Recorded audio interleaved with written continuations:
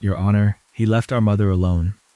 My sister said it without raising her voice, and somehow that hurt more, not the volume, the certainty.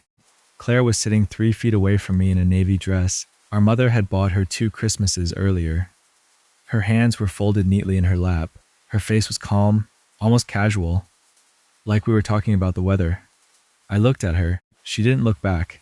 The judge turned one page in the folder in front of her. Then she stopped. For the first time that morning, I saw Claire's expression change, just a little. A tightening around her mouth, a quick glance toward her attorney. I didn't know exactly what was in that folder yet, but I knew it contained records Claire hadn't expected the court to see.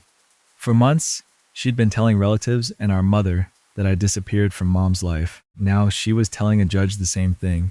In her version of the story, it was simple. Claire was the daughter who stayed. Daniel was the son who left. But the facility had kept ordinary records, and those records told a very different story. If you like family stories, where quiet actions eventually speak louder than accusations, stay with me. My name is Daniel Mercer. I'm 62 years old, and I've always been the quiet one in my family. My sister Claire was the opposite. She talked at birthdays. She talked at Thanksgiving. She talked during arguments. When we were kids, she could turn a 5-minute disagreement into a 40-minute trial. She remembered every old mistake and somehow found a way to bring it into whatever argument we were having that day. Mom used to laugh about it. Claire could sell ice to Winter, she'd say. Claire loved that I didn't. I was the opposite. If something bothered me, I usually went quiet. Dad used to say I had 2 settings, working and thinking. He wasn't wrong. Our mother, Evelyn, was 86 when everything changed. She'd lived in the same small brick house outside Dayton, Ohio, for 43 years. 2 bedrooms, 1 bathroom, a narrow kitchen with yellow cabinets she refused to replace. They're still perfectly good, she'd say whenever I suggested renovating. On the counter was a little green notebook she'd used for years. Grocery lists, doctor appointments, pawn numbers, reminders. Once, I opened it looking for the plumber's number. Instead, I found a page that said, Daniel coming Thursday. Ask him about furnace. Underneath, Claire maybe Sunday. I smiled. That was Mom. She wrote things down even when she didn't really need to. Outside the kitchen window stood the maple tree my father had planted before he died. Every autumn, its leaves covered the driveway. Mom hated them. I loved them. When I was younger, I'd rake the yard into a giant pile. Mom would stand in the doorway and say, You missed a spot. I'd look around. There aren't any leaves there. Exactly. I'd laugh. She'd smile. That was our relationship, nothing dramatic. Just little things, repeated for decades. After Dad died, Mom became quieter. Not helpless, just slower. Stairs took longer. Grocery bags got heavier. Getting out of the bathtub became difficult. Even winter appointments became harder. I lived 26 minutes away. Claire lived 12 minutes away.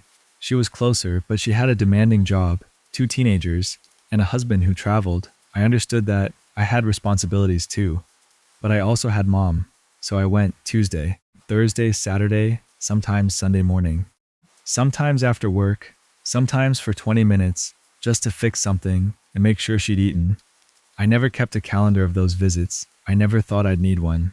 That changed after Mom fell. It happened on a Tuesday morning. I was at work when Claire called. Daniel, don't panic. Whenever somebody starts a sentence like that, you panic. What happened? Mom fell. I stood so fast my chair rolled backward. Is she conscious? Yes. The paramedics are there. Where are you? At home. I stopped. You're not with her? I wasn't there when it happened. I'm going to the hospital. Daniel. What? She can't keep living alone. I grabbed my coat.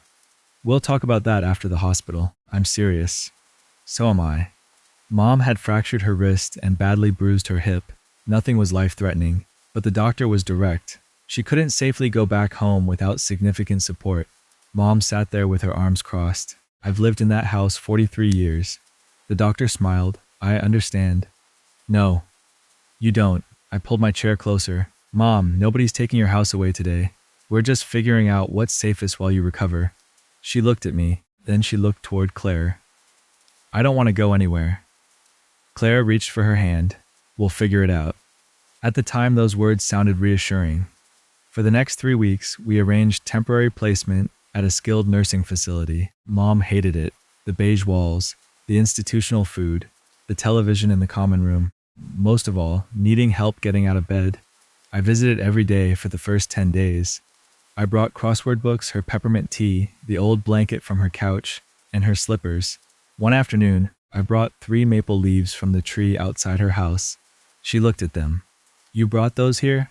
You like them, they're leaves." Very observant. She smiled. For a moment, she looked like herself again. A few days later, my niece Sophie called me. "Uncle Daniel?" "Hey, are you okay?" "Yeah. Why?" She hesitated. "Mom said you're not really helping Grandma." I looked through my windshield at the facility. "I've been there almost every day." "I know. You've seen me?" "Yeah." "Then why would she say that?" "I don't know." She sounded uncomfortable. "Mom says you're busy with work." I closed my eyes. "Okay, please don't fight with her." "I won't." I ended the call. That evening, I went upstairs to Mom's room. She was watching a cooking show. "Daniel, hey, you're late." 7 minutes, still late. I smiled. Then she looked at me more carefully. "Claire says you're busy." I sat down. "I've been here every afternoon." "I know." She looked toward the window. "Sometimes I don't remember." "That's okay. I thought maybe I imagined seeing you. You didn't." She reached for my hand. "Don't fight with Claire." "I'm not trying to. She worries. So do I." Mom squeezed my hand. "Then don't make me the reason you two fight." I didn't answer. That night, I called Claire. "Why are you telling people I'm not visiting, Mom?" There was silence. "Because you're not there as much as you think." "I was there today. You stayed an hour." "2. That isn't the point." "What is?" Claire exhaled. "I feel like I'm handling everything." "Then tell me what you need." "I need you to take this seriously. There are calls, insurance, appointments, decisions." "Then let me help." "You always think showing up fixes everything." "I never said that." "You don't have to." She hung up. I stood in my kitchen, still holding the phone. For the first time, I wondered if Claire actually believed her own version of events. That possibility bothered me more than the accusation. Because if she truly believed I'd abandoned Mom, then this wasn't just manipulation. She was looking at the same family I was, and somehow seeing something completely different. The next morning, I called the facility administrator.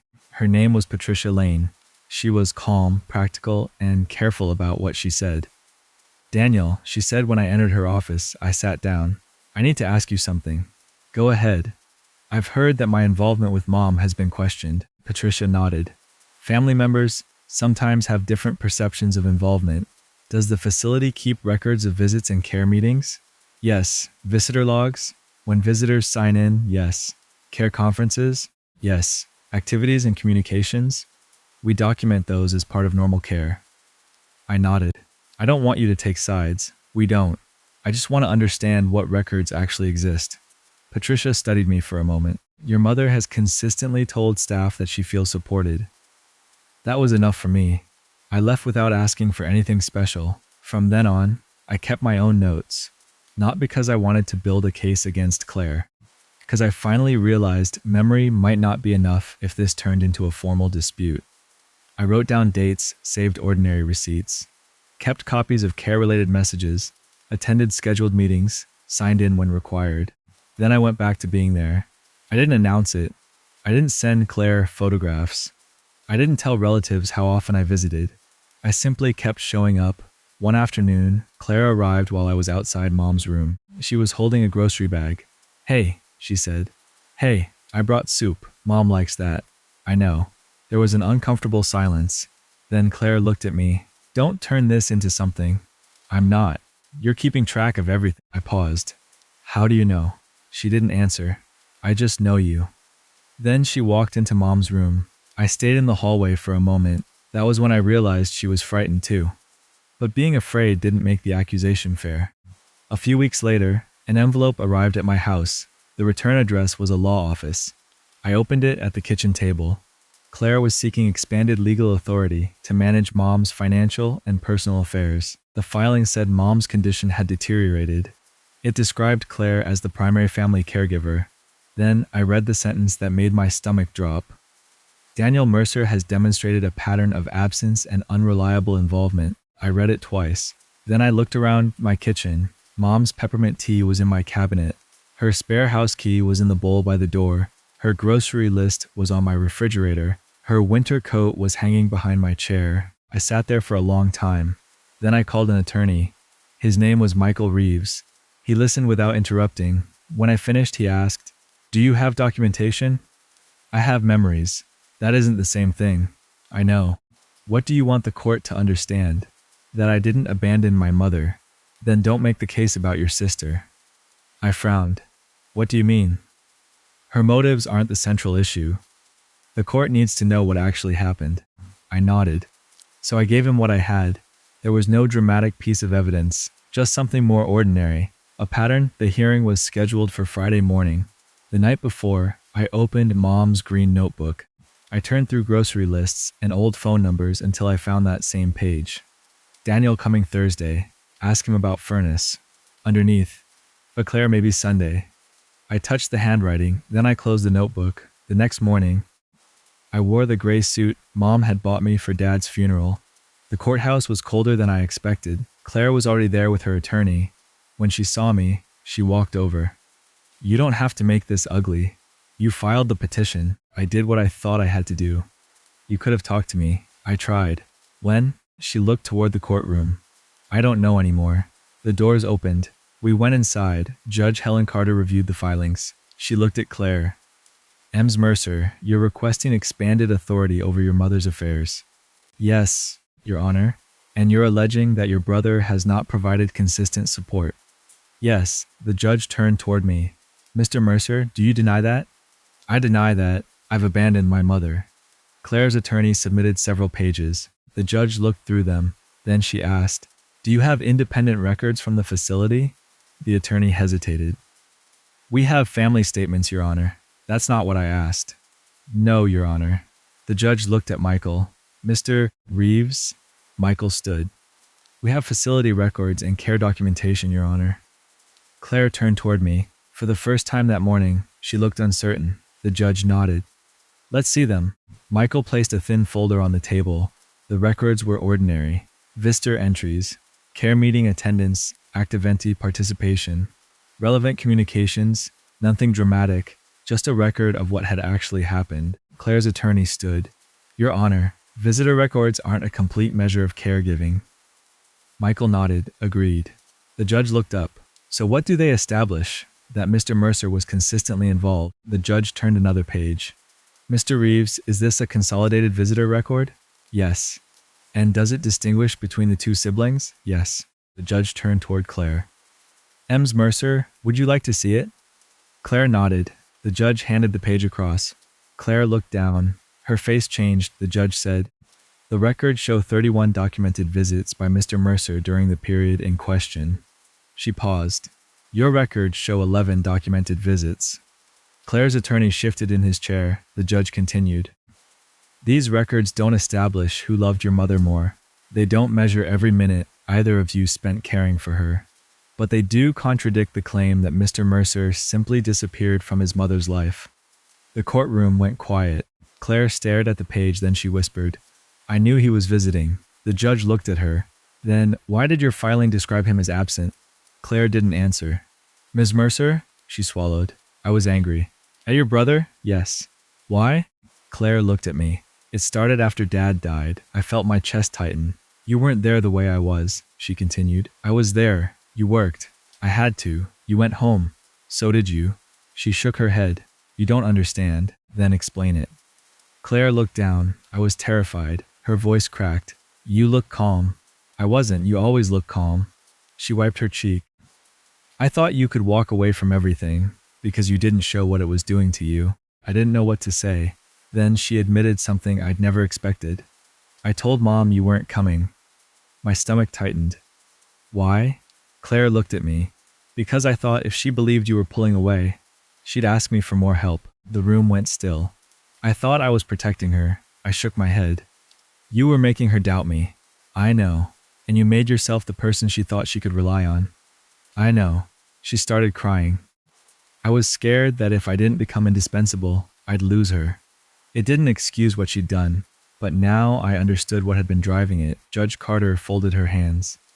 "Ms. Mercer, your concern for your mother is understandable, but presenting incomplete information as fact is not acceptable." Claire nodded.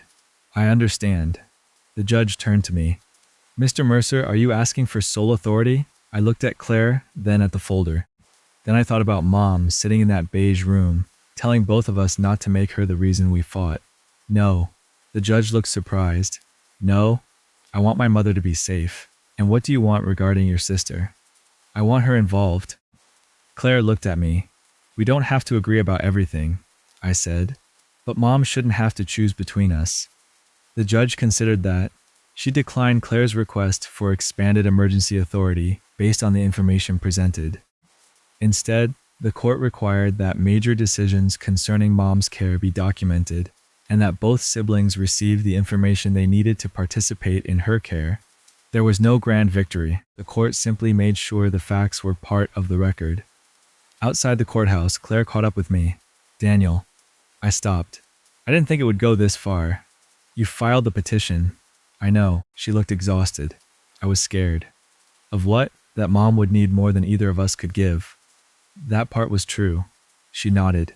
I should have asked you for help instead of trying to prove you weren't helping. I looked at her. Yes. She wiped her face. Did Mom know? Not everything. Claire closed her eyes. I told her you weren't coming. I know. I shouldn't have. No. She looked at me. I hurt her too. That was the first time she said it without trying to defend herself. I nodded. Then I went back to the facility. Mom was sitting beside the window. She looked at me. You're late. 7 minutes. Still late. I smiled. She moved her chair. Sit. I sat beside her. How was court? I looked at her. You knew? I'm 86. I'm not deaf. I laughed. Court went okay? Claire, she'll be okay. Mom nodded. She'll come around. You always say that, because people usually do. She reached for my hand. Her fingers were cold. I don't want you two fighting. We won't. You promise? I'll do better. She smiled. Good. Then she closed her eyes. I stayed there. I didn't check my phone. I listened to the heating system. I listened to the television down the hall. Mostly, I listened to her breathe. Over the next few months, Claire changed. Not overnight, not perfectly. She started coming more often. Sometimes we were both there. Sometimes she stayed late. Sometimes we disagreed. But Mom stopped asking whether one of us was coming, because somebody always did. One Sunday morning, I took Mom outside. The trees near the facility had turned red and gold. A cold wind moved through the branches. Mom sat in her wheelchair with a blanket over her knees. She looked up. Beautiful. Yeah, a leaf fell onto the pavement. She watched it. That's like your father's tree. I know. She smiled. Then she said, Don't let people make you ashamed of being quiet. I looked at her. Why? Quiet people notice things. She squeezed my hand. They just don't announce it. That was the last real piece of advice she ever gave me. 3 weeks later, Mom passed away peacefully. Claire was there. I was there. Neither of us left. Afterward, we went back to Mom's house. The yellow cabinets were still there. The maple tree stood outside the kitchen window. Claire picked up the green notebook. She opened it. Then she found the page. Daniel coming Thursday. She smiled through her tears. She really did write everything down. I nodded. She looked at the line again. Then she closed the notebook. I used to think loving someone meant being the person they depended on most. I looked at her. Maybe Mom taught us something different. What?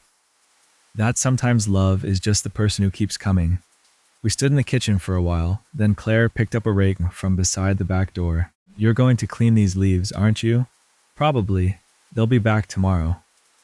I know. She handed me the rake. Then I'll help.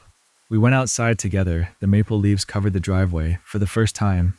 I didn't mind how many there were. I remembered Mom standing in that doorway years ago. You missed a spot. I looked at Claire. She laughed. You're smiling, just remembering Mom. We kept raking. The records had never been proof that I loved Mom more. They'd only put dates and numbers around something I'd never thought needed proof. Mom knew. She'd known every Thursday, every Tuesday. Every ordinary afternoon, when I pulled up to her house or walked through the nursing home doors, and when there were no more Thursdays left, I was still grateful for everyone I'd been there. If you were Daniel, would you have taken the records to court or tried to protect the family relationship without involving a judge? Tell me what you would have done. I still have Mom's green notebook. Sometimes, when autumn comes, I open it to that same page. Daniel coming Thursday. She never had to write, Daniel loves me. She wrote something simpler, Daniel coming Thursday, and he was, again and again, until there were no more Thursdays left.